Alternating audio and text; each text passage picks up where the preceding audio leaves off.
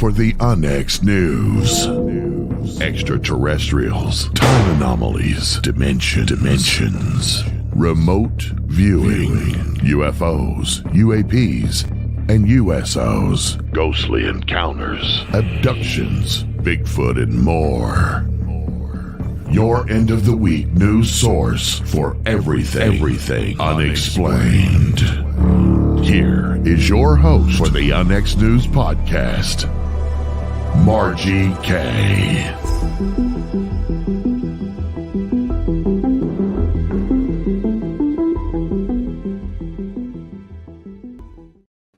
Good evening, everyone, and welcome to UNX News. I'm your host, Margie K., and we are here every Friday at 6 p.m. Central Time, 7 p.m. Eastern. This week has been very, very busy. There's been a lot of news. If you are into UFOs, you need to check out our blog so that you can see everything that has been going on, and there has been a lot. So go to unxnetwork.com, click on blog, and you'll see some good articles there and some links to other articles. My guest this evening is Maureen Richmond. She's an astrologer and a MUFON field investigator in Little Rock, Arkansas. She holds a PhD covering museum studies and folklore from Arkansas State University. Since the early 1980s, Maureen has counseled astrology clients throughout the world. And she is currently covering research which interests center on the correlation between UFO sightings and astrological indicators. So, wow, this is going to be a nice ride. So stay tuned for the rest of the show. Welcome to the program, Maureen. Margie, thank you so much for having me here. I'm excited about talking about this with you and your audience. Well, I am so glad that you could join me this evening because what you do is highly unusual, to say the least. And I am just so interested in finding out about the correlation between UFO sightings and astrology, especially. So let's start off with, how did you get interested in astrology? Because your PhD is not related to that. Or maybe it is. Let us know. The astrology came first, I'll tell you. It came first and early in life. I think I was always interested in astrology. My first memory of being curious about the relationship of the greater cosmic environment and the human experience is at about the 5th or 6th grade. Oh. And it all happened because of a beach towel. Okay. A beach Do towel. tell. Yeah, there were a lot of interesting beach towels back then. This was the 60s. And somebody in the family gave me a beach towel that was decorated with all these brightly colored symbols. They were all symbols, astrological symbols for the signs of the zodiac, and the planets worked into an interesting artistic design. I, of course, did not know what it was, but I would take it with me wherever I would go, to the pool, and, lie on it and look at it. And I started to wonder and think and ask questions. So, I poked around. There wasn't a lot of good information available back in that day.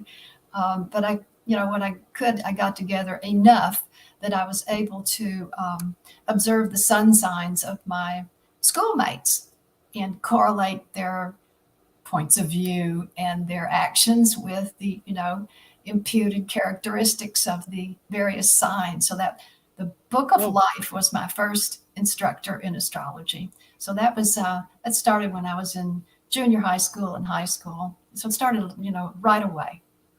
Kind of makes you wonder, I don't believe in coincidences, so makes you wonder how you got, and how that all happened, that you got that towel. That's just that's a very cool story. So that has led to a lifetime of study, no doubt. And so let's talk about, what does astrology have to say about the possibility of disclosure, UFO disclosure? Yeah, that's an important question. And a lot of people ask me that.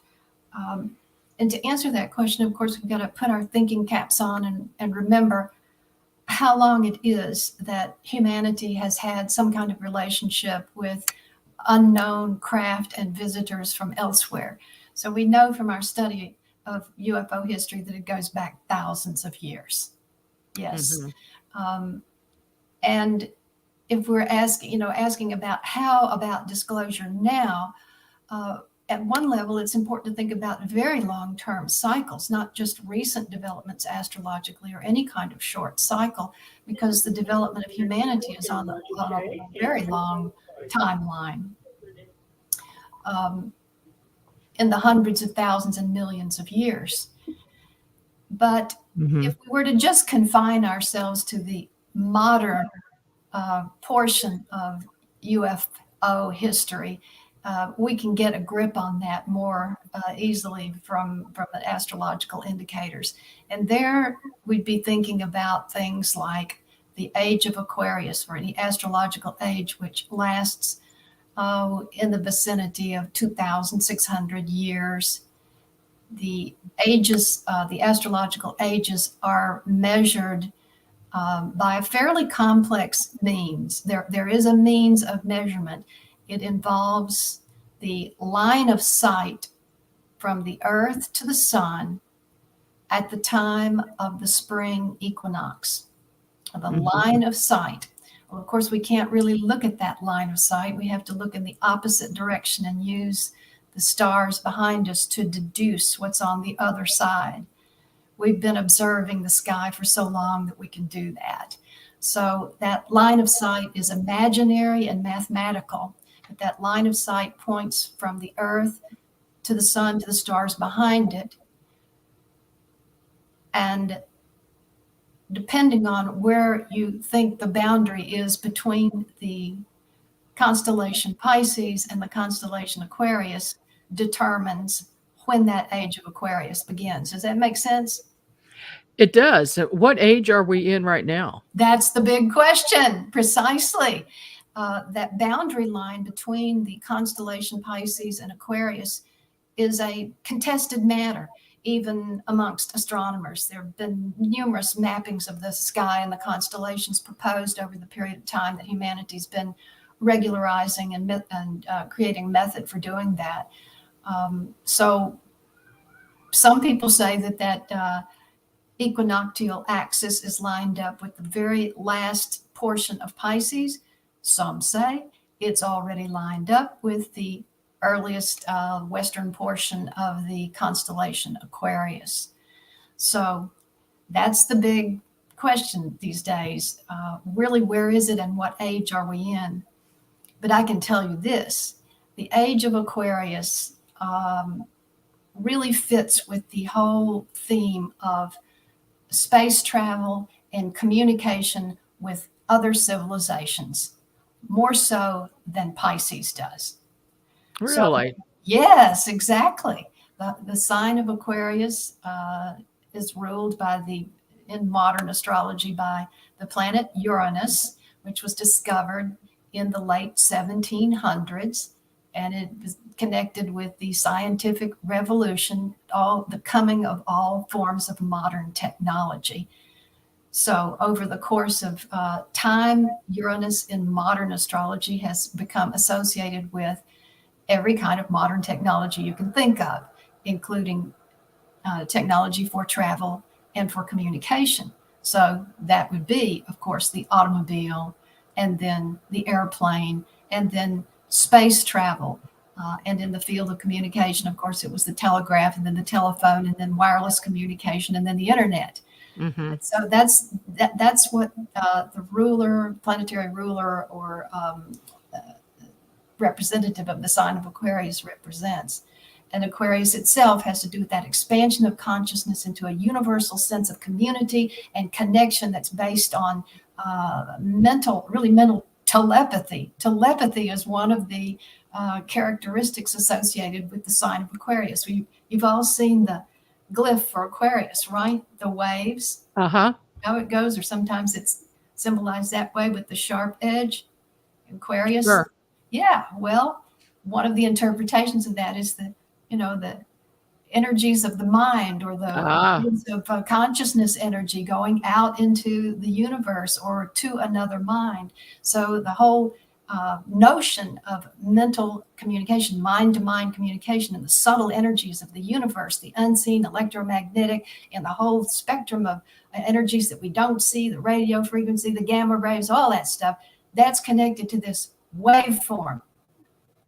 well, that makes sense. Yes. So And it the also more might that, explain why more people now are coming forward and they're learning telepathy, or they have a desire to learn it, or they suddenly are becoming psychic and they want guidance with that. And I've had so many people coming to me just in the past 3 months that it's a little bit crazy. I'm thinking, what the heck is going on here? well, Pluto has been in Aquarius, the sign Aquarius, temporarily.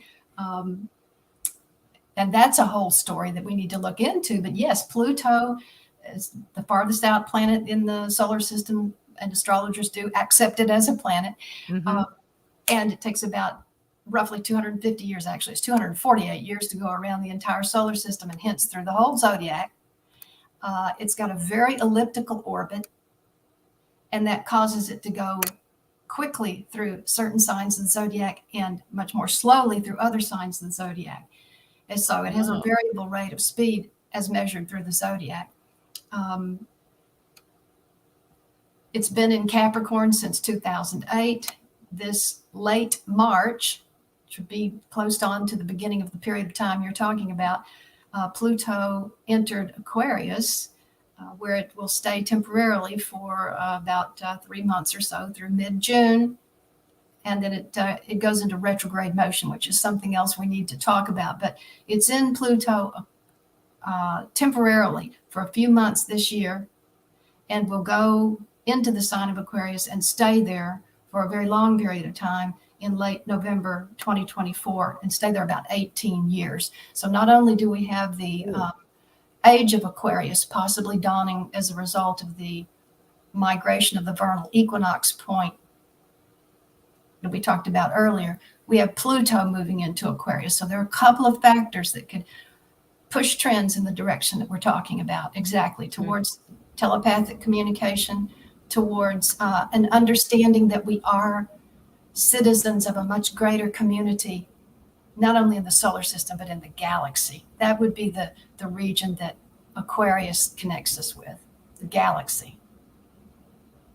Okay. Let's talk about retrograde for just a minute. Would you explain what it means when a planet goes retrograde?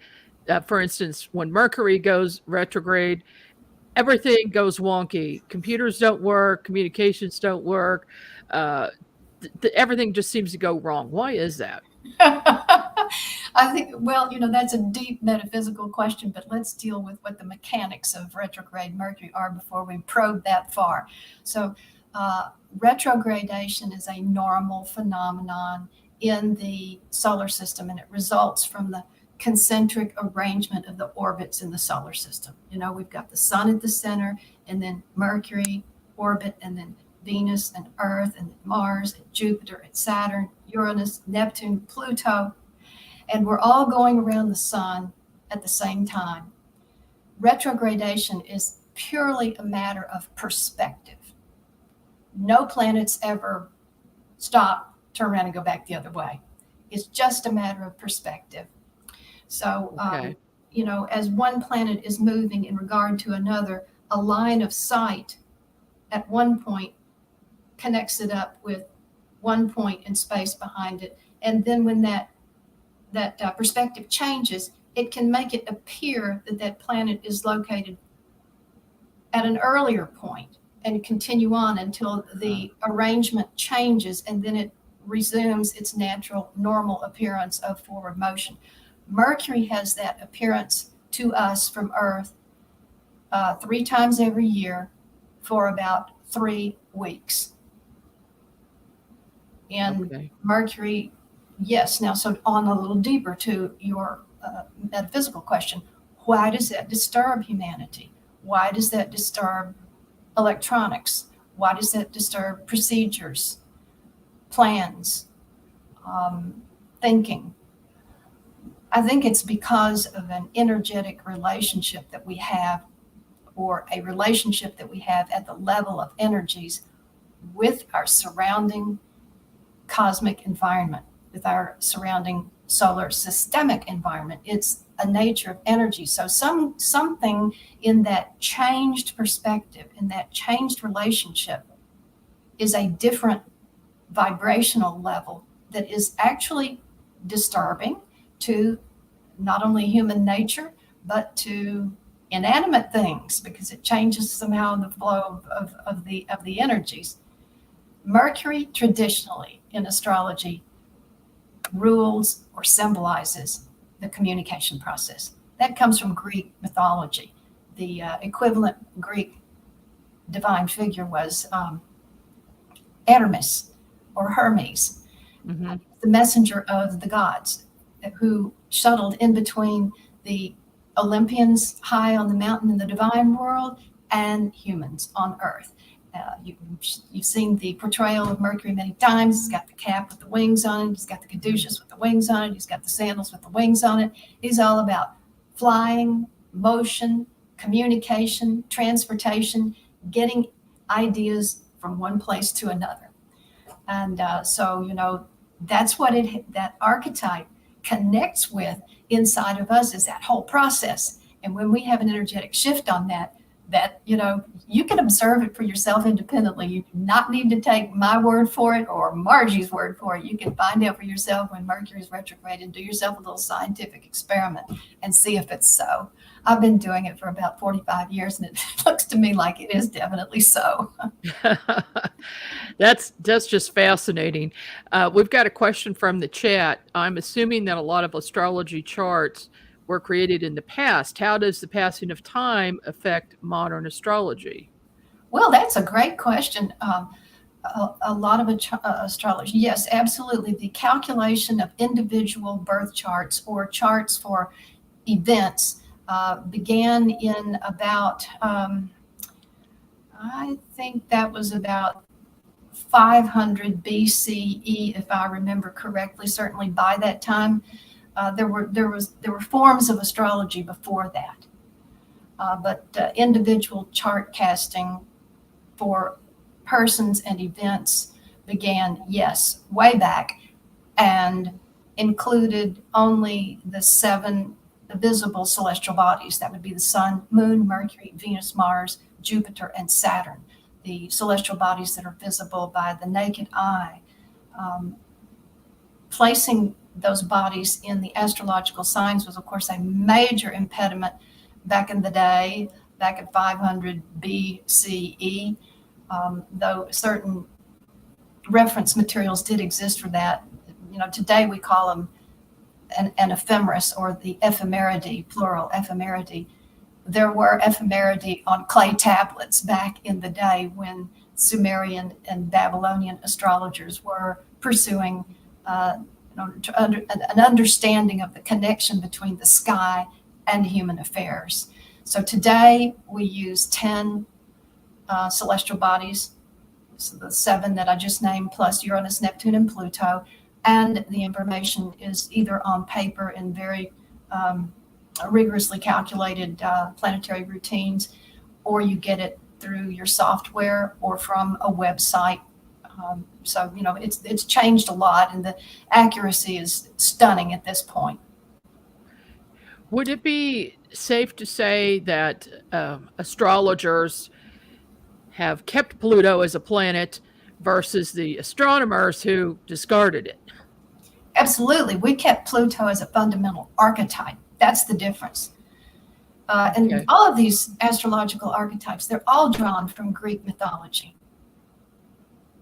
So Pluto's root or equivalent is the Greek god Hades. And Hades, like Poseidon and Uranus, had his domain that he ruled and dealt with and reigned over and controlled and managed. The specific region that Hades ruled was the underworld, meaning underground, and the place in Greek thinking and religion to which the souls of the dead repaired for their time of rest and cathartic contemplation before literally being reborn again through the earth. So the region of Hades is a really very fundamental piece of the worldview that we've inherited from Greek mythology. Today in modern astrology, Pluto correlates to the subconscious, the paranormal. I'm sure you can see the connection. The world of the dead, or the world of the so-called dead, the world of the disembodied, the disincarnate, those who are on the other side of the veil. All the outer planets actually connect with the higher worlds or the more abstract realities of life, but Pluto in particular deals with those themes. So yeah, it's a very critical portion of the symbol system that we use in astrology. It is the planetary ruler of Scorpio in modern astrology, and we did not throw it out when there was some doubt about its status. No. Is there any connection between sightings and astrological factors? Well, I think so.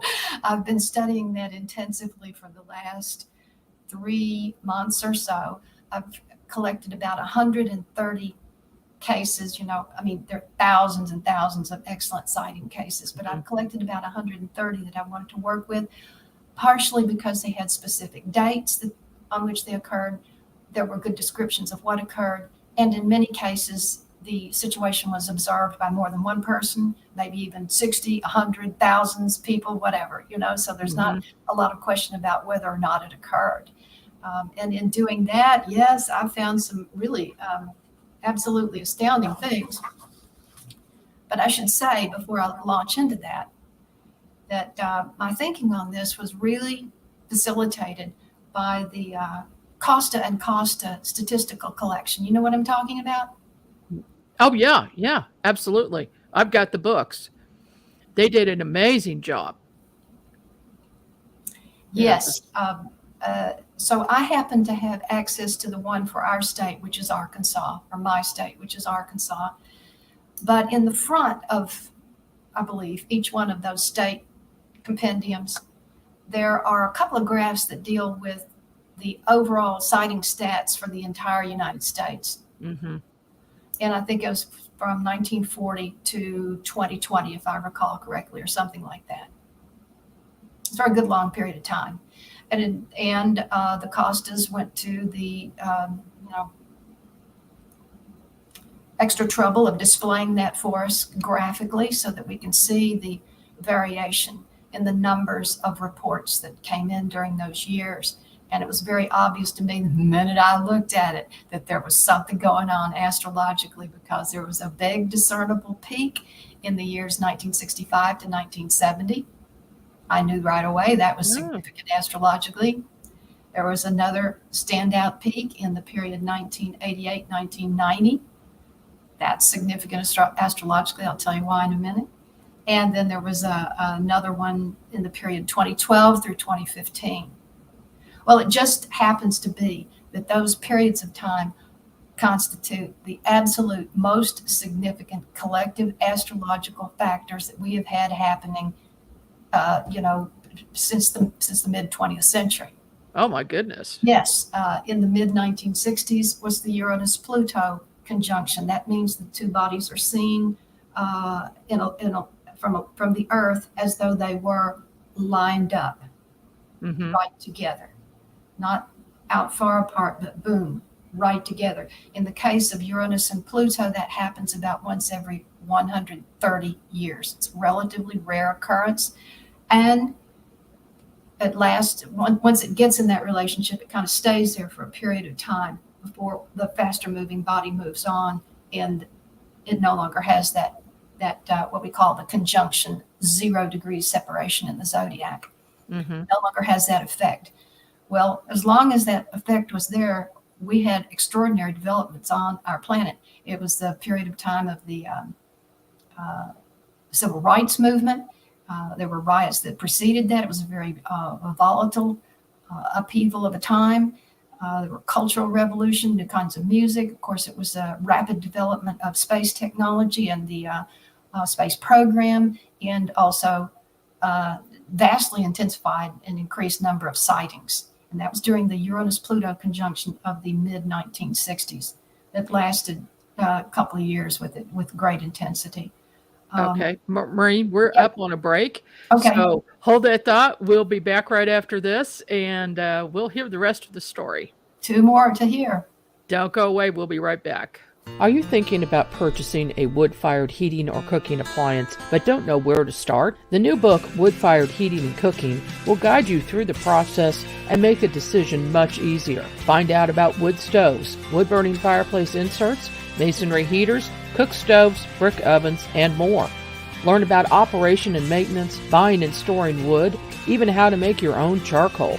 A bonus section includes delicious recipes for cooking in a wood-burning oven, grill, tandoori oven, or smoker. The wise homeowner, prepper, or homesteader will have the ability to heat their home with wood when the power goes out or to save money on increasing gas bills.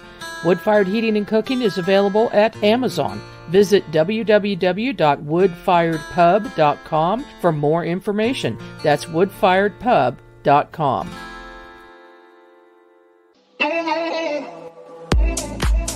This is Margie Kay inviting you to check out the latest edition of Onyx News Magazine with thought-provoking articles about UFOs, extraterrestrials, cryptids, consciousness, and amazing photos of anomalous objects and more. And there's always a feature article by our managing editor, Lee Spiegel. Get a free digital issue with your free subscription to the Onyx Network, or get a printed copy with your X Club Gold subscription in the U.S. Visit onyxnetwork.com to see details. That's onyxnetwork.com.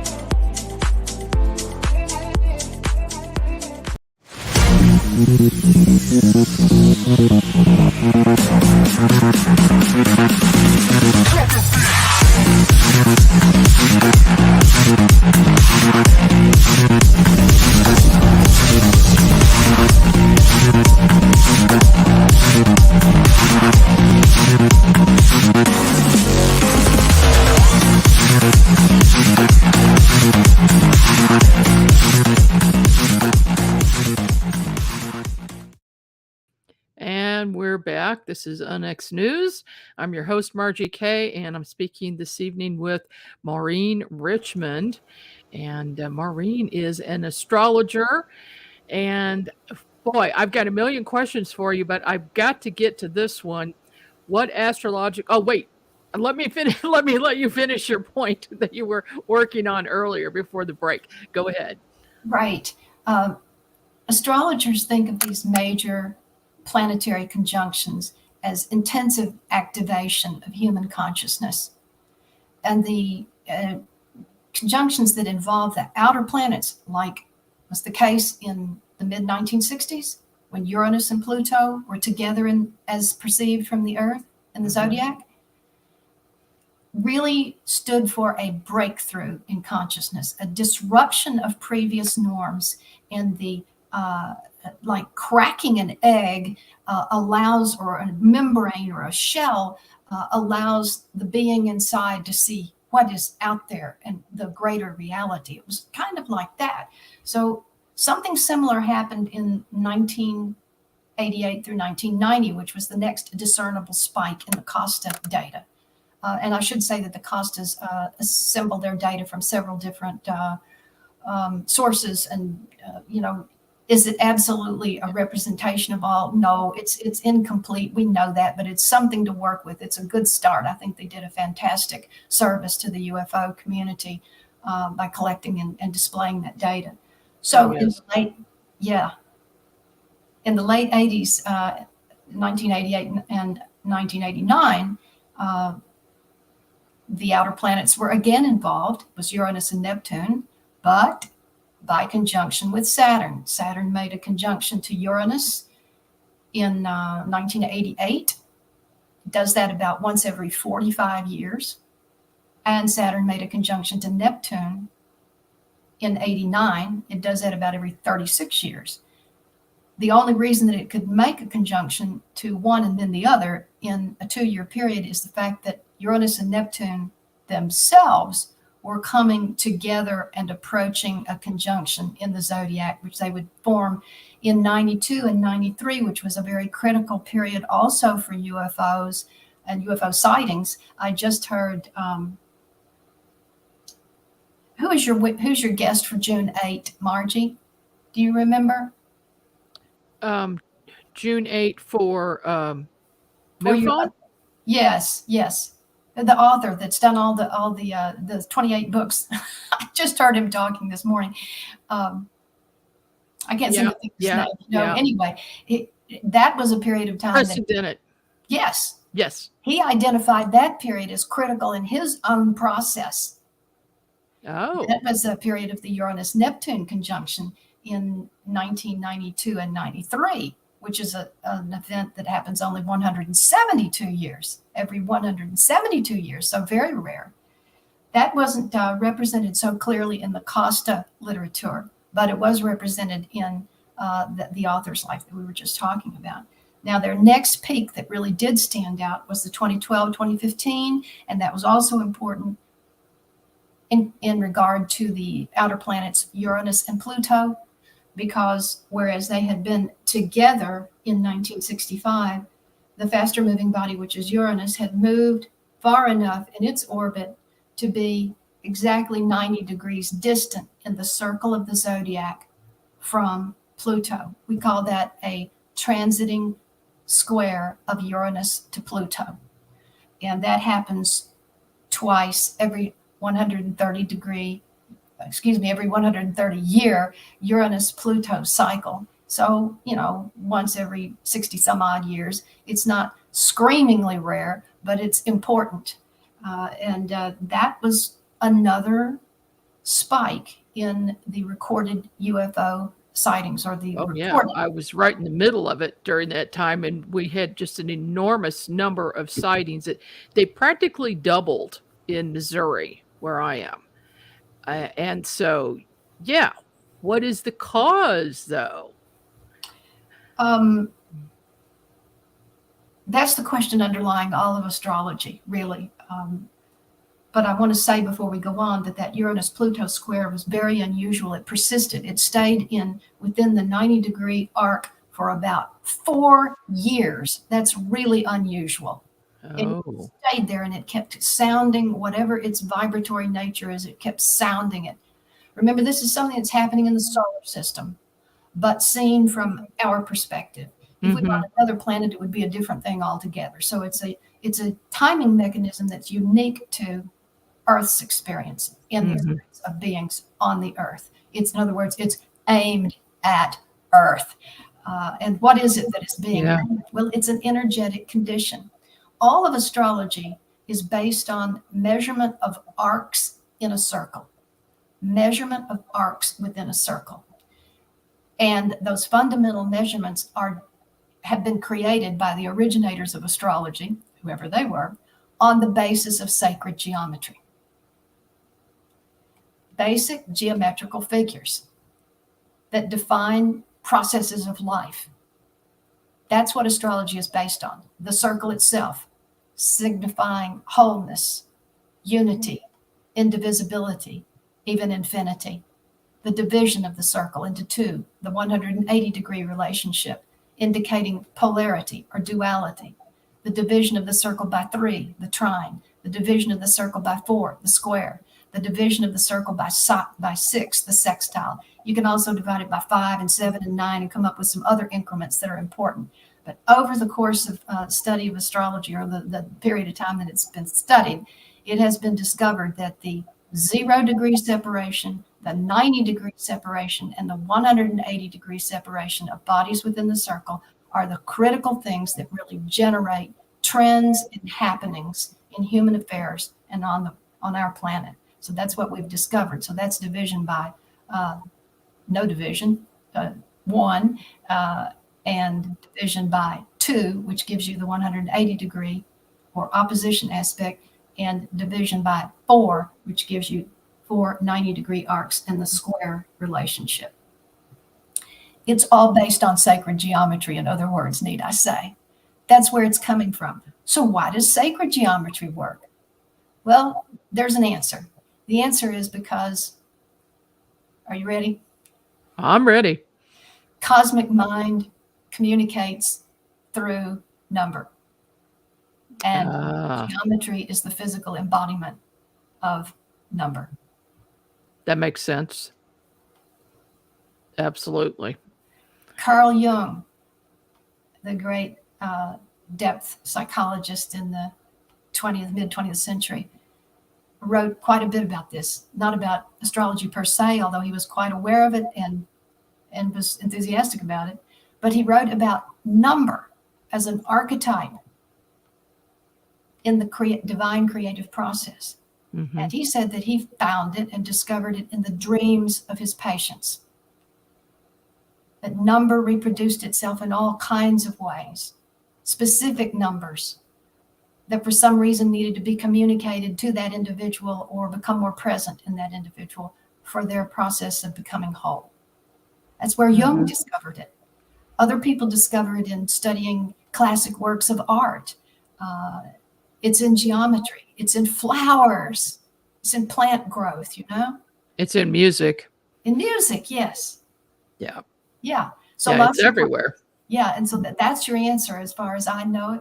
I've asked myself that question many times. I'm glad you asked it. It's kind of the thing which is nearest to my heart, which is, as we think upon astrology and what it indicates, we're actually coming into communication with a part of the divine mind of the cosmos. Wow. Well, that's a lot to contemplate. Yeah, it is. And do I know everything? No, I don't. I meditate in this way. I use it as a form of continual meditation. I'm constantly thinking about the circle of the zodiac, the arrangement of bodies within it, what it feels like, and trying to help that be useful for other people who are going through their aspects of life, through the phases of life. And those are measurable by changing astrological conditions. Go ahead, you had something. What astrological influences correlate to sightings and encounters? Well, I'm glad you asked. Out of my 130 cases that I'm looking at, I've discovered what appear to be 7 basic categories. Of course, this could change with more research. But off the top, at this point, what I see is that the most powerful indicator is some type of involvement with the planet Mercury. And when I say involvement, I mean by sacred geometry and other measures within astrology. Not a physical having to go to the planet Mercury, and I'm also not saying that people are mistaking the planet Mercury for UFOs. I'm not saying that. I'm saying that the timing of sightings shows a synchronicity that is significant, and that the synchronicity is driven by Mercury symbolism. Does that make sense?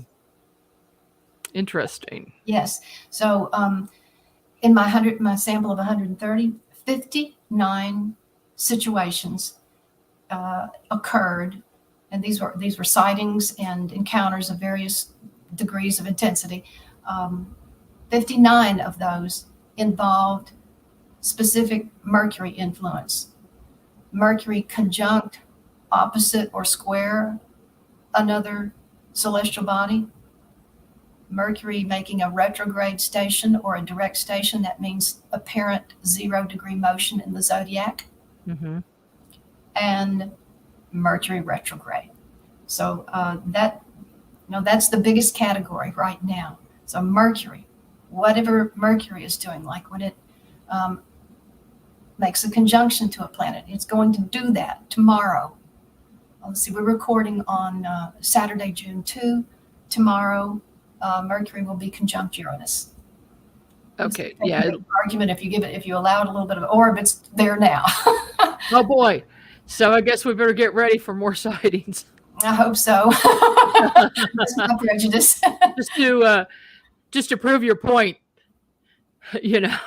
we'll see what happens. It will be interesting to see. Yeah, I'm going to have to talk to you about what's going to be happening on June 23rd, because we're doing a National Sky Watch at that time. that's hosted by the Onyx Network. And we're just asking people to all tune in on Zoom and join us and report their sightings. So that would be very interesting to find that out. I'm wondering about some of the more popular or more well-known experiencers. How did astrology figure in with some of these key figures like Travis Walton and also interested in Robert Bigelow? Okay, I can speak to that. Give me just a moment here. So Travis Walton's birth date is available on the internet. He was born February 10, 1953. Normally, for doing an individual's personal astrology, to do it correctly, one needs the birth time, date, and place. But with just the date, meaning the month, day, and year, it is possible to know the approximate positions of the sun, Moon, Mercury, Venus, Mars, Jupiter, Saturn, Uranus, Neptune, and Pluto. It will not tell us the house positions. It will not tell us the ascendant, but we can know a good bit. So it turns out that, guess what? Travis Walton is an Aquarius. Okay. And we were talking about earlier, yes. Yeah. The specific location of the sun at the time of his birth was 22 degrees of Aquarius. That means about 2/3 of the way through the period of time when the sun is in Aquarius. And that's measured by the line of sight relationship from the Earth to the sun to an equal division of the ecliptic. We should say that right now, Western astrology uses the equinoctial solstitial system for defining the zodiac, whereas the ancient world used the apparent star groupings, which are variable in size. That's called the sidereal system, Sidereal, sidereal, meaning based on the apparent star groupings. We in modern astrology and Western astrology use the system that is based on the equinoxes and the solstices. So it does give different positions, but you don't have to worry yourself with that. If you talk to any Western astrologer, they're using the equinoctial solstitial. It's called the tropical system. We could get into why that word tropical is in there, but that's another discussion. But anyway, so Travis Walton is an Aquarius by Western astrological methods.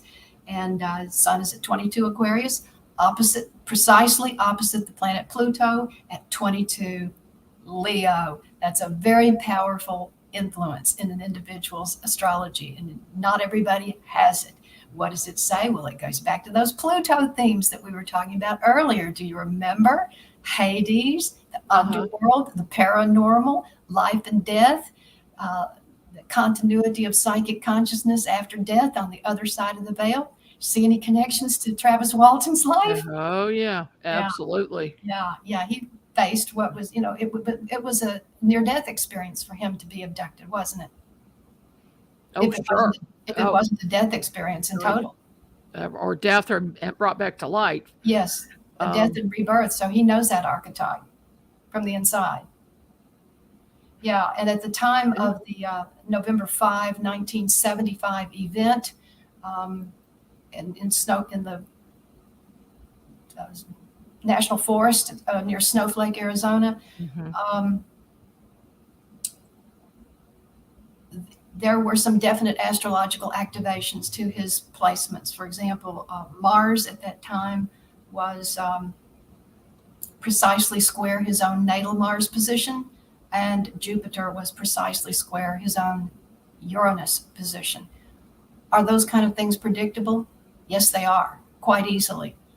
So could an astrologer have told him that he was entering a period of intensity or potential danger? Yes, on the basis of his birth information, even without the birth time and place. That could have been done.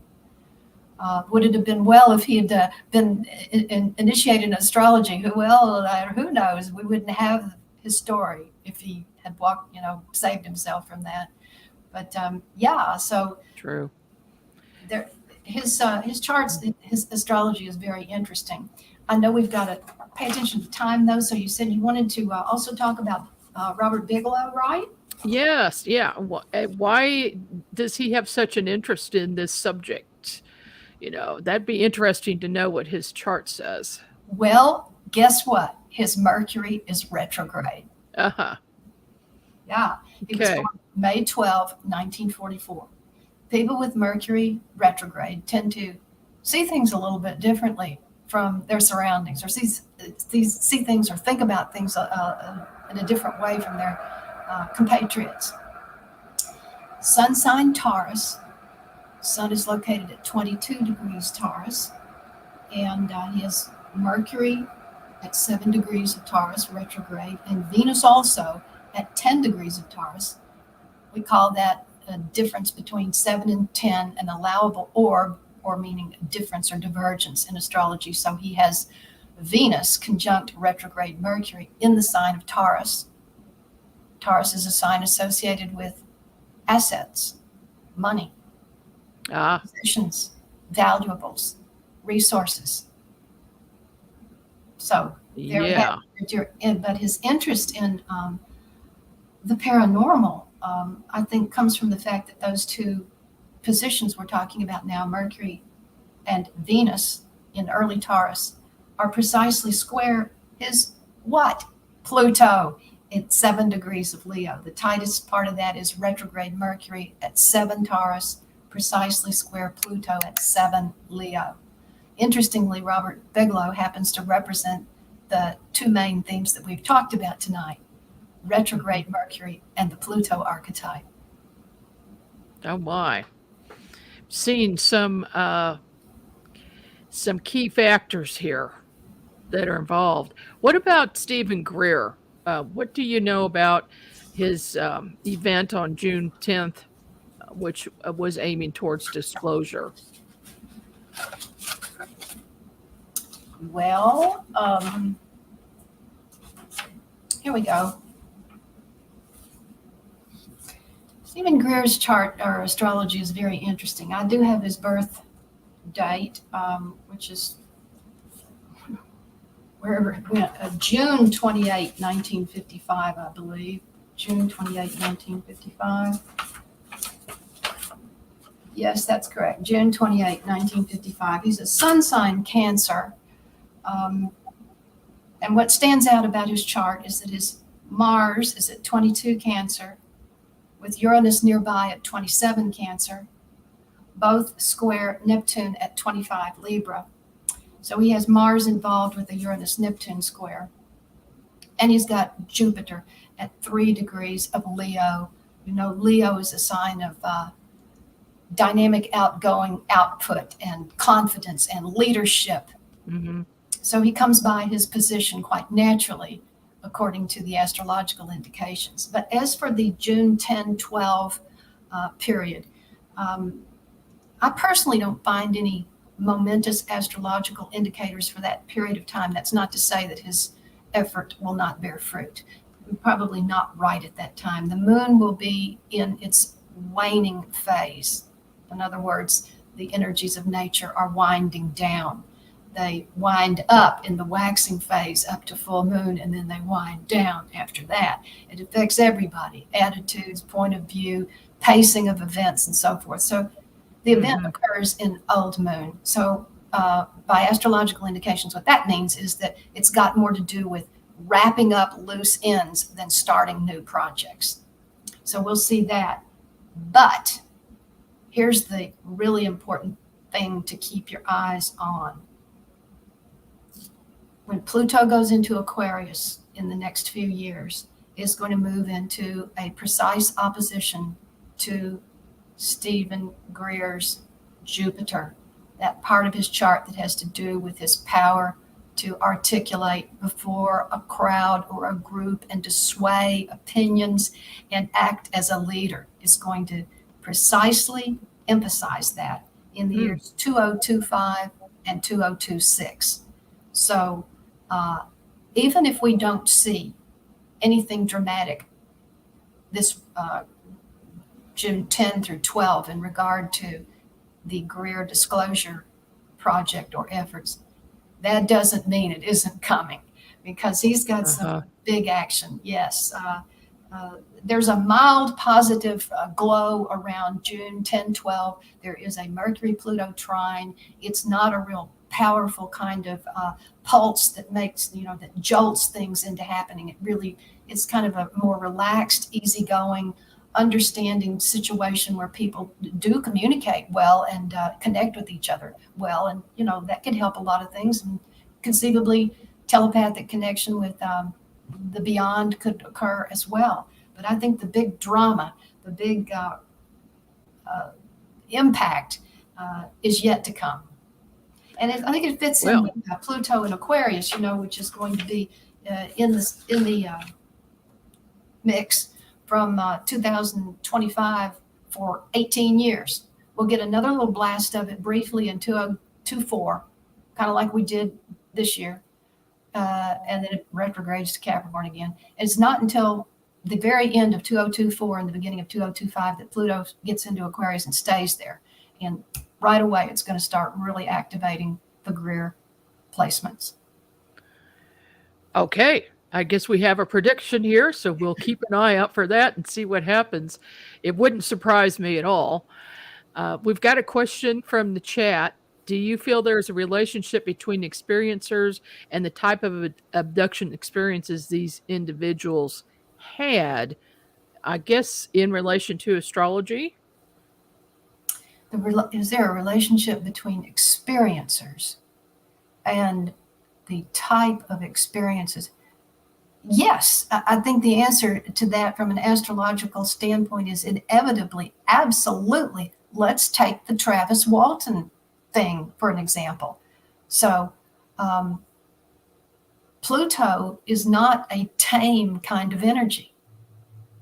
So Travis Walton has Sun opposite Pluto in his own chart. So he was like untamed from the beginning, right? The film, The Fire in the Sky, portrays him as almost unaware of danger and, kind of, almost careless. Not a bad person, but almost, totally unafraid of any danger. Whereas the other fellows in the truck were like, oh no, don't get involved with that. Travis walked right up to it and go, hey, cool. Yeah. Yeah. So, and then it turned out to be a great deal more intense than he had imagined, and kind of Pluto-ish, in other words, way over the top. So was there something in him that was correlated to the intensity of that experience? I think so. That Sun-Pluto opposition that was with him from birth and is part of his energy makeup. Absolutely. So to clarify this or simplify it, I think James Bear asked that question. I would say back to James Bear, yes, whatever is in the individual's chart is a lot like what they're going to experience throughout life, including encounters. If that happens to be abductions, then abductions, yes. Mm-hmm. So say somebody with not a Sun opposing Pluto situation in their natal chart might not have such a dramatic experience. See, like he was gone for 5 days and he was pretty roughed up when he got back. He was very deeply traumatized and required some professional help to get through that. Might not be the case for somebody that had less of an intense configuration in the natal chart. So, as I say that, I imagine that some people would say, oh my God, that's some kind of damning comment against people who have difficult charts. I don't think so. We can't rob ourselves and other people of their experiences. The astrological chart, as I have come to know, represents a reflection of the soul's intent, what it meant to experience in a current lifetime. In other words, what it surveyed, its own experience in lives past, its own performance in the world of human living, and judged the good and the bad and decided to come back and learn more or work on a certain aspect, is holy, is sacred. It belongs to that individual, and there's not anything wrong with it. So there's not anything wrong with having a Sun-Pluto opposition and having an intense experience as a result of it. Well, Maureen, unfortunately, we are down to the wire here this evening. I'm definitely going to have to ask you back because I've got a million more questions for you. This has been fascinating, and I'm also going to contact you about doing my chart because I'd be interested in finding out a few things. So this has been great. Maureen she wrote an article for UNX magazine, and that's going to be printed in July. The 1st of July, that will be coming out, and that is on the recent UAP hearing at NASA. So Very good opinion piece, Maureen. I thank you for that. Thank you for being with us this evening. And people can find you at maureenrichmond.substack.com.